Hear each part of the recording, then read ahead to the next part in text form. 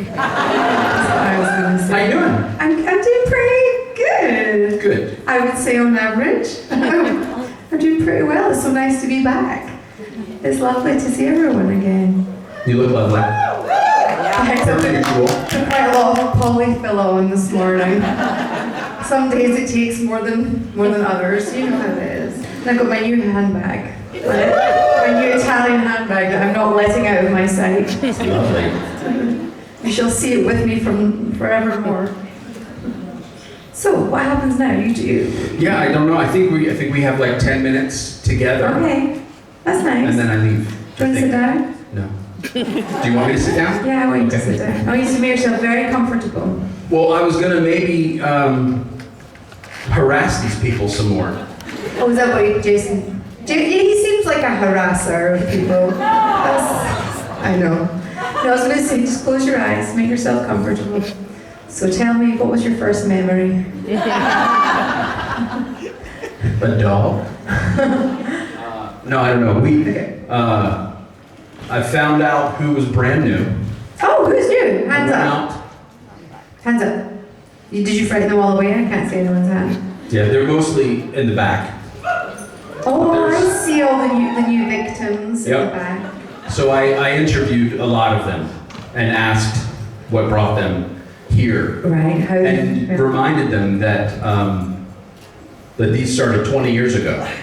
And we're still only 25, so Exactly, so it doesn't even make sense. A few of them told me that they had to wait until now to go to a show because they were 10 when they started watching.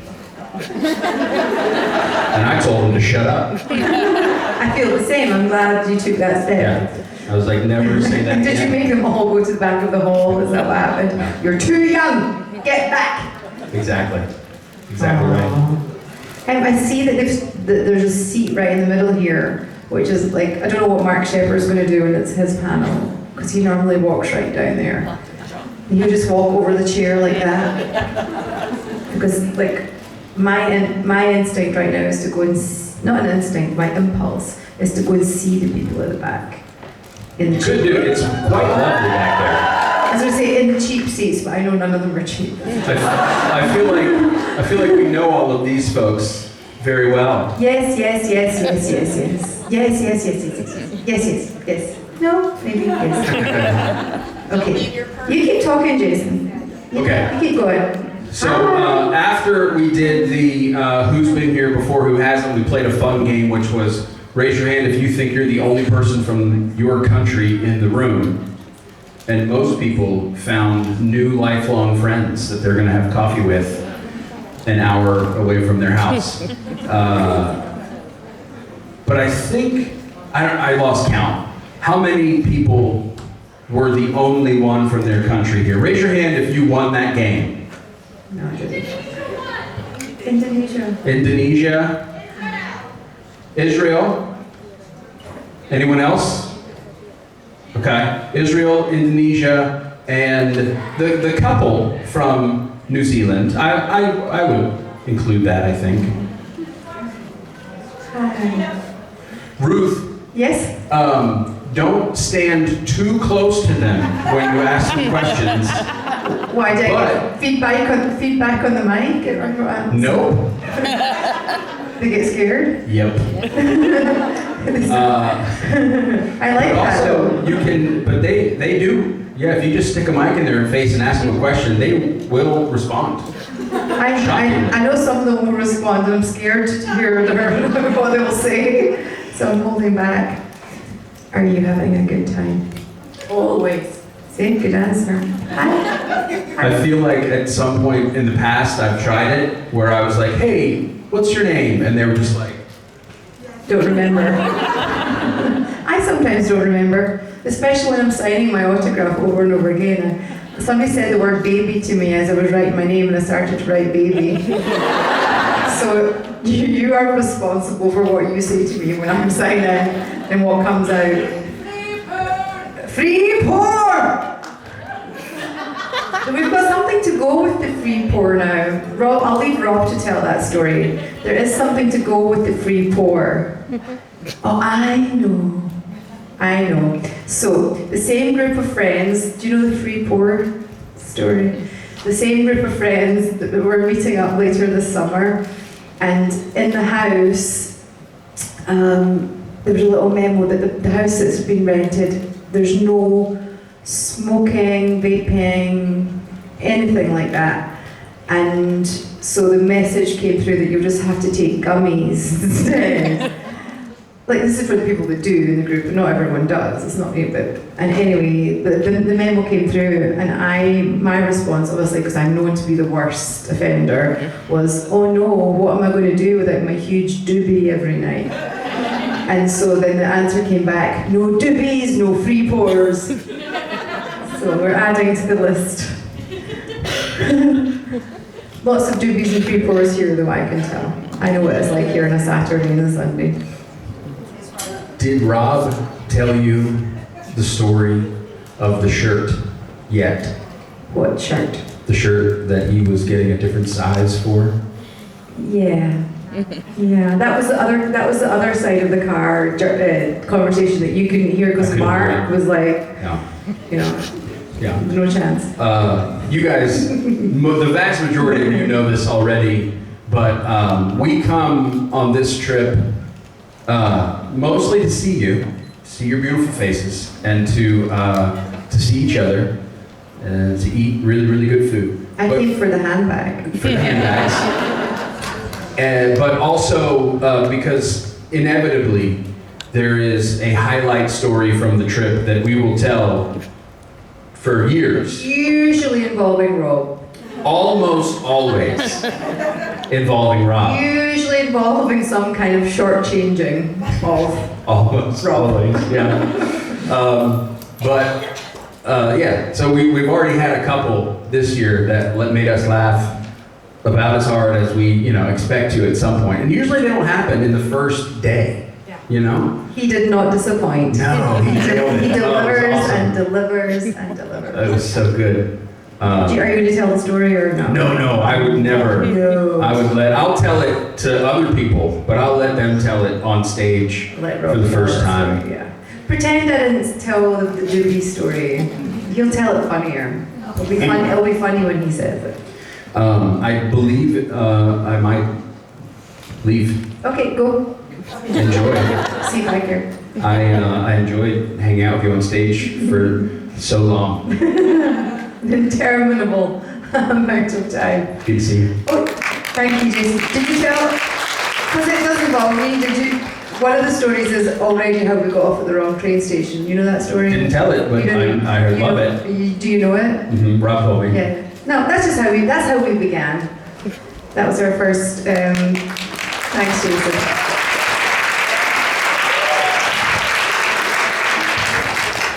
That was our first 10 minutes here. Rob said to me, it's usually his fault, so he said to me, why don't you have a nap? Which was a good idea because I was very jet lagged. So I closed my eyes, and the next thing is, Rome, Turismo, and I pinged awake, and Rob was like, right, let's go. So we got off the train, and I'm walking through the train station, and I'm like, last year when we got the train to Rome, I'm just like, this is not the right train station. I knew it wasn't, but I was just coming to, and there's Rome Trevissimi before Termini, is that right? Totally different station. That was how our day began yesterday. But luckily we managed to get a taxi, and it was actually probably closer to the hotel, but Rob started to get kind of upset because he's like, here we go again, something really bad has happened or is happening. I'm like, it's really not. Hands up anyone here who had no snafus whatsoever traveling here. Hands up if your journey, what's your name? And your journey was perfect? Good for you, I'm really happy for you. One out of 2,000. Anyway, should I answer some questions? Is that what happens now? I'm not drunk yet, but that's what I do, right? Yes. I'm like, you know Rome more than me, so I'm trying to learn what your ways are. Oh, are you first? Okay, yeah. What's your name? Where are you from? What do you want? I'm I'm Natalia. Natalia. I'm from Moscow, Russia. Wow. And I'm really excited to meet you. It's not my first trip, but it's my first time meeting you in person. Aww. I'm really, really excited. And I know that it was your birthday a few days ago, so It was. Happy birthday to you. Thank you. Okay, you just reminded me, because my entire family's birthdays are all this week, right? That happens, doesn't it? And it's actually my mum's birthday today. And yeah, so I'm gonna, can you sing happy birthday to Fiona? Yes. Okay, hold on, okay. Somebody else pick a note, not me. Who's a good singer? Love it. Hold on. 1, 2, 3. Happy birthday to you. Happy birthday to you. Happy birthday, dear Fiona. Happy birthday to you.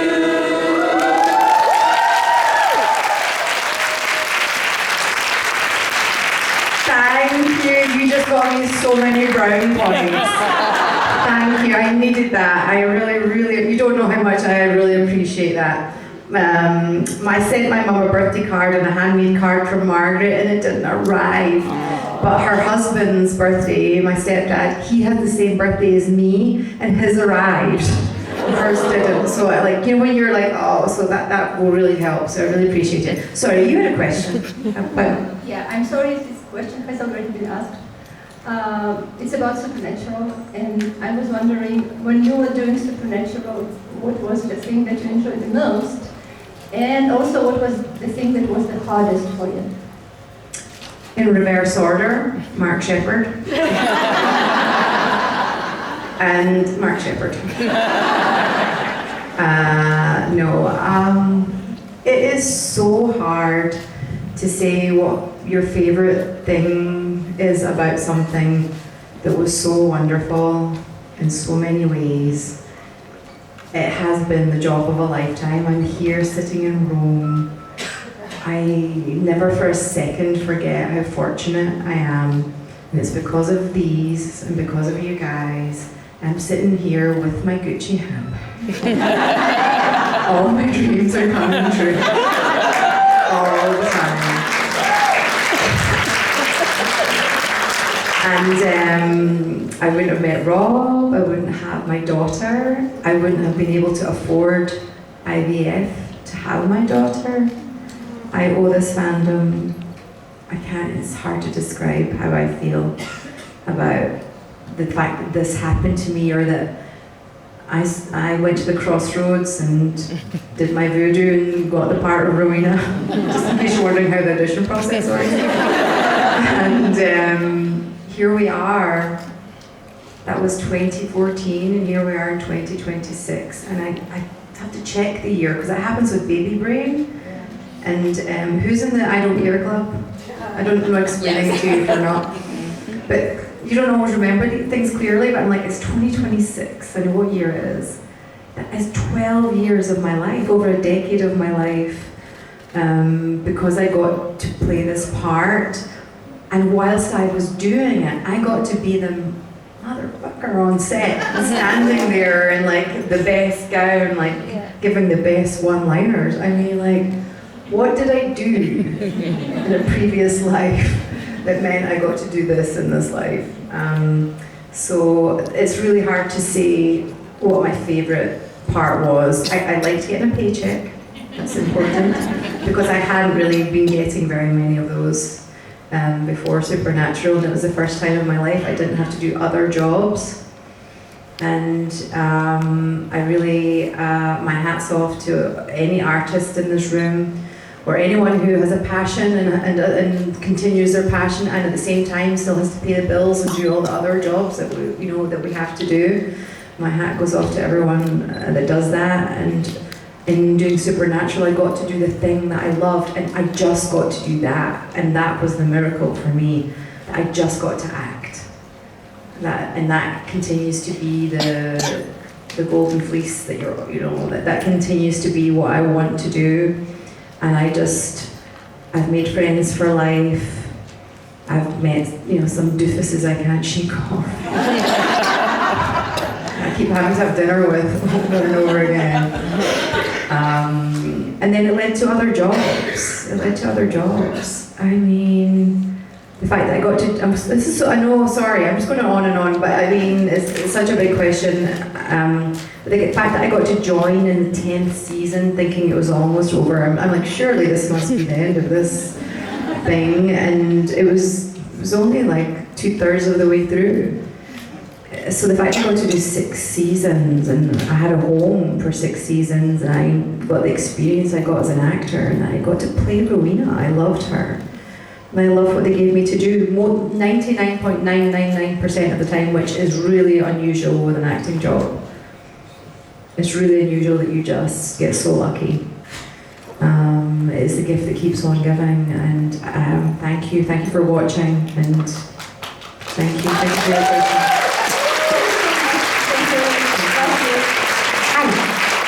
What's your name? Where are you from? What do you want? I'm Mara, I'm from Spain, and I was wondering, are there any storylines from Supernatural, from Rowena, that you would like to explore more? Yes, I pitched it to Robbie Thompson when we did the Winchesters. He was so nice. The spin-off, the Winchesters. He phoned me before my episode just to chat to me, and I pitched him if there were to be more, which we hope there might be, and Rowena could recur more, which was the hope. I pitched him that we go back, that we use that facial technique for and we go back to Scotland and we see what it was like then for women being accused of witchcraft. And the cool thing is that Rowena actually was one. So many women were not, and all the history that's there, and see her learning to become an apothecary, and see her learning, and wouldn't that be fun? To see a young Rowena learning her trade and doing all the naughty things, and then obviously meeting Fergus's dad, who I think looks a lot like Michael Fassbender. That was just, I slung that idea for casting. That's something I actually thought I thought everyone would kind of be into an episode where we went back to Scotland and you saw baby Fergus that then grew up to be Fergus that sold his winky for a different meat suit or whatever. I don't even want to know. I don't need to know what happened there. Maybe for the revival. Thank you, yes, maybe. Thank you for your question. Thank you. I really appreciate you asking questions, because I know when I put my hand up, if I go to screenings quite often in Los Angeles, BAFTA screenings, I'm a fan of whatever it is I'm watching. I put my hand up to ask a question, and my heart, you can't help it, right? It just starts, isn't it? And it gets worse when the person starts walking towards you. It's really to the point where you're just why did I stand up? You seem fine. You're doing good. What's your name? Where are you from? What do you want? My name's Anna. Anna. I live here, but I'm from the UK. Oh, you are? Where are you from? From Blackpool. Blackpool! Yeah. Oh my goodness. And my husband is from Liverpool. Oh, very good. My question was, I wanted to say that happy birthday, first of all. Thank you. And happy birthday to your mum. Thank you. And my stepdad, and my stepbrother, and my uncle. And anyway, it's And the okay. family. I loved Rowena's evolution, even in such a short space of time. Evolution. And I love the fact that she had a different kind of relationship with Sam that she had with Dean. And I love the separation between the two, yeah? But what I perceive, and it's possibly because I'm supernatural crazy, Possibly. More than likely. every now and then, especially in the episodes like Funeralia and other ones, you kind of as Rowena, give a look across a table or across a room to Dean, and it's kind of this knowing look, as if it's you're complicit in something. And I just wondered if that was intentional, whether you knew that you were doing it, and whether you also prepared Jensen for that? Jensen needs no preparation for anything. It's interesting because we do lots of things, and like for example, there was the episode where I'm opening. I'm sorry, I'm not like this, and my mom would give me in trouble, but it's supernatural. You know when I had the giant flame hole vagina opening thing that everyone went through. That, whoever that was, right? Spell of your own device. Well, yeah. When I was doing that, for example, Sam Smith's involved in that, and I'm like desperately creating a scene between Sam and I, and we were, and the camera may have picked up some of it or may not, but then the director's cut included nothing. And to me, it was really interesting. Here's Mary meeting Rowena. To me, and it's just not important I'm not criticising the writing, it wasn't important to what the storyline was, but for me that's interesting. I think there is something interesting about what would happen if Mary meets Rowena, right? There's no story, so, but then it just doesn't make it into it. And the same with Felicia and I, the same thing, even though she's different, Felicia, different Charlie, to the one that, there's actually a shot of us kind of glaring at each other, and I think I've signed that autograph a few times of the picture. So it's kind of your luck what gets included with, and I'm really glad I didn't overthink this at the time, because to me Castiel was like this angel. I kind of wanted to pull his wings off and see what happened. He's kind of amusing, Castiel, do you know what I mean? Very literal, and he was kind of entertaining, and a little bit annoying, but mostly entertaining. And Rowena flirted with him over the phone. Yeah, he's entertaining. Yeah. He's an easy target. And then see Sam, there's something more real there, and eventually there's shared experience. And I'm not, people say the phrase trauma bonding, and I do know what that is, and I think it's kind of overused. And like, sometimes people go through something and they can recognize it in another person. That scene in the car is amazing. Yeah, and then with Dean, here's like somebody who's a complete rival of, like, I can't manipulate him. He would angel blade me or whatever he would if he needed to. Yeah. He's dangerous. They're hella cute though, right? And also, like, these people are my playmates, because who else is alive that understands what my trajectory has been? Like, these are the people that are in my play group.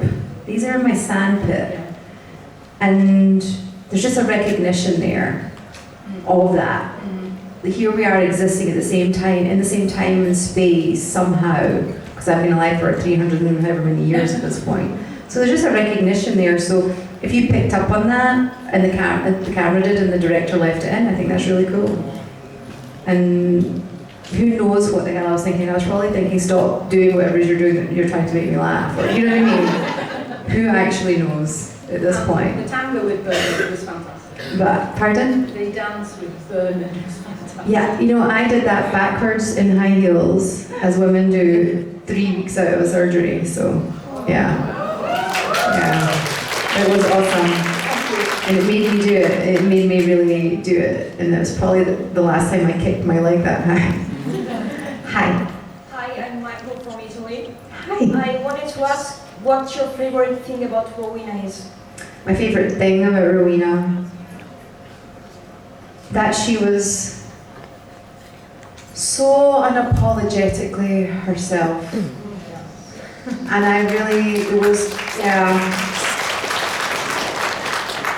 she was living life on her terms. She didn't owe anybody any explanation, really. And there was one time in one script, somebody wrote the word sorry, but and I was like, big black line. And I'm very careful with scripts. I really do what the writer, I really pay attention to the words. And if I want to change anything, I really think, I don't do it willy-nilly. I might improvise something that I think might work, but I'm not Do you know what I mean? I'm very, and so the writers know that, so that they know if I don't say something, there's a real decision there. So I was like, I just never want her to have said the S word. And I don't think I did. I don't think I did. Somebody will go and find it now. One time I might have said it, like as a sorry or something like that. I just loved, yeah, how amazing just to live life on your own terms. How many of us do it? I mean, you don't have to be nailing people to the ceiling and hexing people left, right, and centre either. I'm not saying she was all good, but I think that's what appealed to people watching. She had her own kind of lawlessness and sass. Like, she had a sense of humour. Yeah. Like, thank goodness. I'm supposed to be natural. I'm supposed to be like natural. Thank you for your question. Thank you. Thank you. Hi. How are you? I'm well, thanks. I'm Jenny from Northern Ireland. I just wanted to, first of all, congratulations on your new handbag. Thank you. Thank you. And I was thinking about Rowena's fashion sense. She had the best clothes, the best gowns. Just wondering, was there ever any of her outfits that you really wanted to keep, or that you got to keep that you would? Yes, and I really set it up. I thought I set out my parameters really well. I primed the wardrobe department, costume department. I primed them all, and then often what can happen at the end of a TV show is you get the chance to buy your wardrobe, and I would have. I probably would have got a deal, you know, but I thought I can auction some of the stuff for chat. You know, I can do something with it. Because of lockdown, because of COVID, that just seemed to kind of not really happen. I know that the red suit was sent to the Warner Brothers like museum thing where they keep certain costumes from certain shows, but it was kind of devastating that you know, like that purple coat with a big fur collar, like, where is it? Who has it? I don't have it. Especially because so many things were tailored to fit me. And if you think about it, when you're filming, I did 33 episodes, I think. I went in for 33 extra days work compared to most people, because I would go in for costume fittings all the time. Those boys had one fitting once for a plaid shirt. And that was it. And everything was tailored, you know. They did it more than once, but you know what I'm saying. So, like, I was there a lot. I was very definitely part of the. When they give me an outfit that I would like, I'd be like standing like this in the photographs. And if it was one I didn't like, I'd be like signaling or just, you know, to the showrunner, and I would often get what I liked. So I was fairly devastated not to get everything of Rowena's that won't fit very many other people.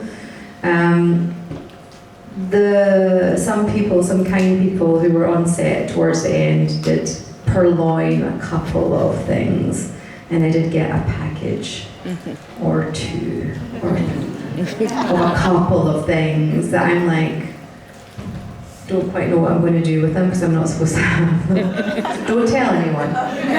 This is just between us, four walls. Okay. What happens in Rome stays in Rome. But something will happen at some point. Maybe, probably for charity, most likely I'll do something with one of them. We shall see. Thank you for the question. Oh, is that it? Is that it?